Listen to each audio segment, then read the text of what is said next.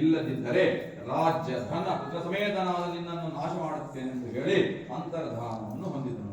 ಆ ಮಾರನೇ ದಿನ ರಾಜನು ಸಿಂಹಾಸನಾಗಿ ಸಭಾ ಜನರಿಗೆ ತನ್ನ ಸ್ವಪ್ನವಾಗಿ ಕೇಳಿರಿ. ಯಾರು ಕಣ್ಣು ಮುಚ್ಚಿ ಕೇಳಬೇಡಿ. ಆ ಭಗವಂತನ ಕೃಪೆಗೆ ಪಾತ್ರರಾಗಿ ಅವರಿಂದ ಆರೋಗ್ಯವನ್ನು ಸನ್ಮಂಗಳವನ್ನು ಪಡೆಯಿರಿ.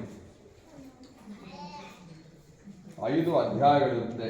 ಒಂದೊಂದು ಅಧ್ಯಾಯಕ್ಕೂ ನೈವೇದ್ಯ ಮತ್ತೆ ಆರತಿ ಆಗುತ್ತೆ. ಆನಂತರ ಮಹಾಮಂಗಳಾರತಿ ತೀರ್ಥಪ್ರಸಾದ ವಿನಿಯೋಗ 5ನೇ ಮಂಗಳಾರತಿ ಆದ ನಂತರ ಆವರೆಗೂ ಎಲ್ಲ ಶ್ರೀ ಗುರುಭ್ಯೋ ನಮಃ. ಹರಿ ಓಂ. ಸ್ಕಾಂದ ಪುರಾಣದ ರೇವಾಖಂಡದಲ್ಲಿ ಬರತಕ್ಕಂತಹ ಸತ್ಯನಾರಾಯಣ ಸ್ವಾಮಿ ವ್ರತಕಥೆಯನ್ನು ಕೇಳುವಂಥವರಾದರೂ ಎಲೈ ಮುನಿವರ್ಯನೇ, ಯಾವ ವ್ರತಾಚರಣೆಯಿಂದ ಅಥವಾ ಯಾವ ತಪಸ್ಸಿನಿಂದ ಅಭೀಷ್ಟವನ್ನು ಹೊಂದಬಹುದು ಆ ಸಮಸ್ತವನ್ನು ಕೇಳಲು ಅಪೇಕ್ಷಿಸುತ್ತಿರುವ ನಮಗಳಿಗೆ ಮುನಿಗಳಿಂದ ಆಲಿಸಿರಿ.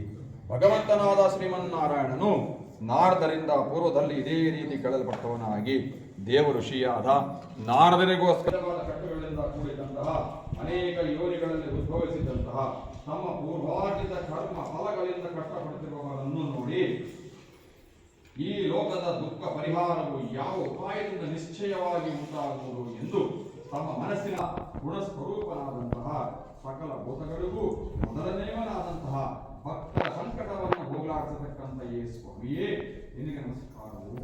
ಈ ಪ್ರಕಾರವಾಗಿ ನಾರದ ಮಹರ್ಷಿಯು ಸ್ತುತಿಸುವುದಕ್ಕೆ ಕೇಳಿ ನಾರಾಯಣನು ಮುಂದೆಂದನು. ಎಲೆಯಿಂದ ಪ್ರಪಂಚಾನುಗ್ರಹ ಆಕಾಂಕ್ಷೆಗಳು ಚೆನ್ನಾಗಿ ಕೇಳಿದೆ.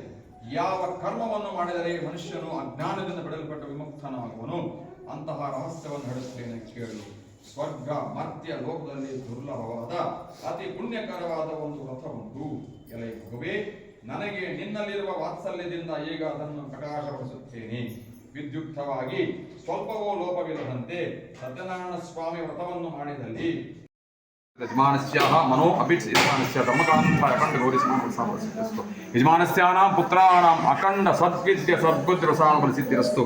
ಮೇಧಾ ದಕ್ಷಿಣಾಮೂರ್ತಿ ದಿವ್ಯಾನುಗ್ರಹ ಪರಿಪೂರ್ಣ ಸಿದ್ಧಿರಸ್ತು. ಸರ್ವೇ ಜನಾಃ ಸುಖಿನೋ ಭವಂತು. ಸಮಸ್ತ ಸನ್ಮಂಗಳಾನಿ ಭವಂತು.